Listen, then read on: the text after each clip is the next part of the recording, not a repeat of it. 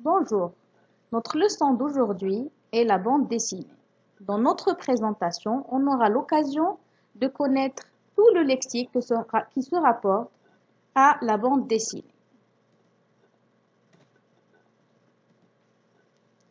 D'abord, on doit savoir qu'est-ce qu'une bande dessinée. La bande dessinée est une succession d'images organisées pour raconter une histoire et présentée de façon diverse, soit en planche, en illustré, en petit format, en album, etc. En d'autres termes, une bande dessinée ou ce qu'on appelle une BD est une histoire imaginaire ou comique ou des fois réaliste qui est racontée sous forme d'images. Alors, on commence maintenant le lexique qui se rapporte à la bande dessinée. Il est très riche, alors soyez attentifs, s'il vous plaît. Alors, on commence par la planche de bande dessinée. La planche, c'est la page entière de BD qui est composée de plusieurs bandes, de cases ou de vignettes. Donc ça, c'est une planche, c'est toute la page de la bande dessinée. La bande, c'est une succession horizontale de plusieurs images. Une bande comprend entre 1 et 6 images environ. Donc voilà une bande, elle est présentée horizontalement, c'est la partie horizontale. C'est-à-dire qu'on peut trouver plusieurs bandes sur une seule page de BD. La vignette, elle est aussi appelée case.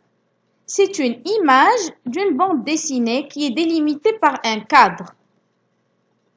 Ça, c'est un exemple d'une vignette ou ce qu'on appelle aussi une case. La bulle, elle est aussi appelée un phylactère.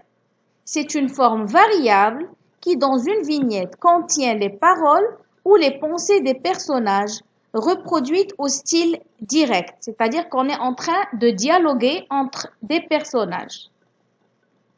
Donc voilà un exemple de bulle. Serais-je demandé en épousailles? Elle est en train de se demander, la fille, elle est en train de se demander. Et dans la deuxième image, on a plusieurs formes de bulles. Ça peut être des formes circulaires comme sous forme d'étoiles ou des nuages. Et des fois, on a des petits points pour montrer que la personne est en train de penser. Alors, l'appendice, il est relié au personnage et permet d'identifier le locuteur, celui qui parle. Il prend souvent la forme d'une flèche pour les paroles et des petits rangs pour les pensées. Donc ici, regardez sur cette vignette, c'est cette partie qui est marquée en rouge. Et sur l'autre image, quand la personne veut penser, elle est sous forme de petits rangs. Le cartouche maintenant. C'est un encadré rectangulaire contenant des éléments narratifs et descriptifs assumés par le narrateur. Ils sont appelés aussi des commentaires. Donc ici, regardez bien l'encadré en rouge. Donc ça, l'encadré jaune, c'est ça le cartouche. L'onomatopée. C'est un mot qui imite un son. Les onomatopées constituent le bruitage de la bande dessinée. C'est-à-dire c'est grâce aux onomatopées qu'on a des bruits ou des sons de bruit qui généralement sont écrites en petit, en gras, en italique en fonction du degré du bruit. C'est-à-dire si on veut appuyer sur un bruit et dire qu'il est fort, on écrit en grand caractère. S'il est moins fort, on va écrire encore plus petit. Alors des exemples comme cui-cui, piou-piou, bzz. Et là, on a une série d'onomatopées. Boom, splash, pop, crash, crack, bzz. Donc, il y en a plusieurs. Alors, l'onomatopée, ça ressemble un peu à l'interjection, Sauf que l'interjection, elle exprime un sentiment, un ordre ou une émotion spontanée. Par exemple, quand je dis « chut », on comprend qu'on est en train de demander le silence à celui qui est devant nous, ou « va » ou « hélas » pour exprimer un regret, « aïe » pour exprimer le mal, et ainsi de suite. Donc là, on a des exemples et ils sont en général entourés, eux aussi, et écrits en gros caractères.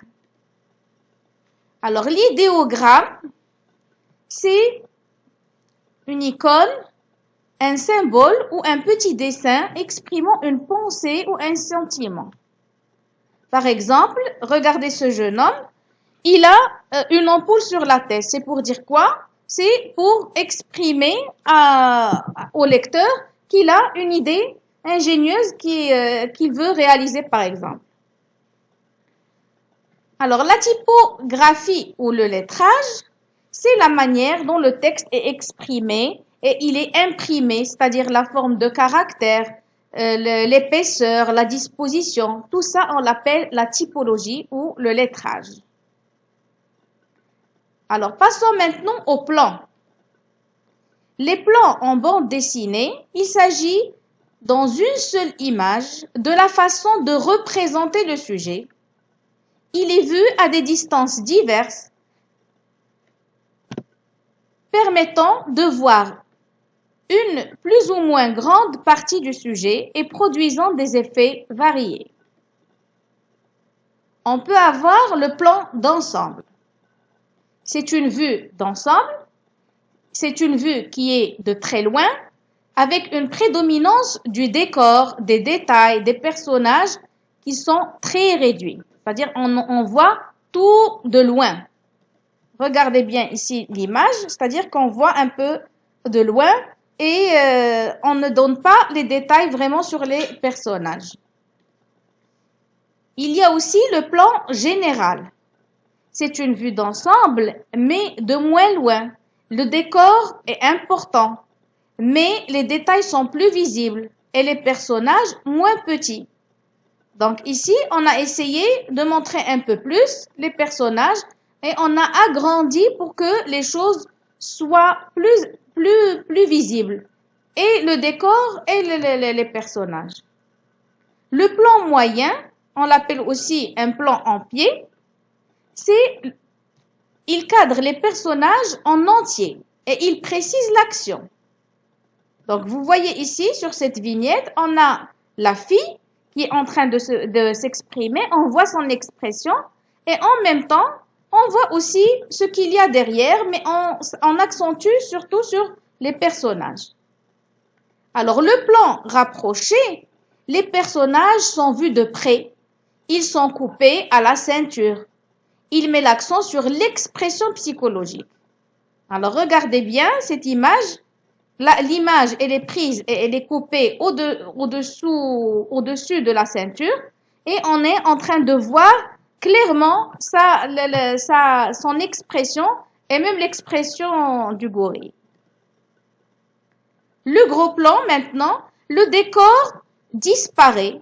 Il garde en général le visage et fait ressortir les jeux de physionomie. Donc regardez bien. Qu'est-ce qu'on voit de plus près? On voit surtout le personnage sans voir le décor et ce qui l'entoure. Maintenant, le très gros plan. Il coupe parfois une partie du visage ou de l'objet cadré et grossissent l'expression en attirant l'attention sur un détail précis. Alors, par exemple, ici, on est en train de montrer juste son front avec le signe qu'il a et ses yeux. Cadre et angle de vue. La forme des vignettes de bande dessinée peut varier au cours du même récit. C'est-à-dire qu'ils peuvent s'étirer à volonté, soit en largeur ou en hauteur, selon le besoin du récit. Donc voilà, on a deux exemples. Voilà ici qu'il est pris en largeur pour voir plus le décor. Et ici, en en longueur pour voir surtout les personnages et leur posture. Les angles de vue. Les angles de vue, ils diffèrent. Ce sont différents points de vue sous lesquels se présente chaque scène d'une bande dessinée. Ils représentent la position de la caméra ou de l'œil du lecteur. Ils contribuent à la lisibilité, à l'ambiance et à l'interprétation d'une scène. Parmi ces vues, on a la plongée, qui est une vue de dessus, c'est-à-dire qu'on est en train de voir de haut. Elle situe les personnages dans l'espace, les uns par rapport aux autres, et par rapport à leur environnement. Elle permet également de dramatiser une scène en donnant un sentiment d'écrasement, d'infériorité, voire de menace sur le sujet présenté. Donc, regardez ici, la vue, elle est en plongée, c'est-à-dire qu'on la voit de haut, c'est-à-dire une vue dans l'espace. Et on a la contre-plongée qui est une vue de dessous, c'est-à-dire on est en train de voir de dessous. Elle magnifie le sujet, c'est-à-dire elle le rend plus important et elle lui donne un aspect de supériorité et de domination. Donc regardez ici, l'image elle est prise de dessus et on voit les personnages clairement et ça leur donne beaucoup plus d'importance que dans l'autre vue. Donc, notre leçon est terminée. J'espère que vous avez une idée globale sur la bande dessinée. À la prochaine et au revoir.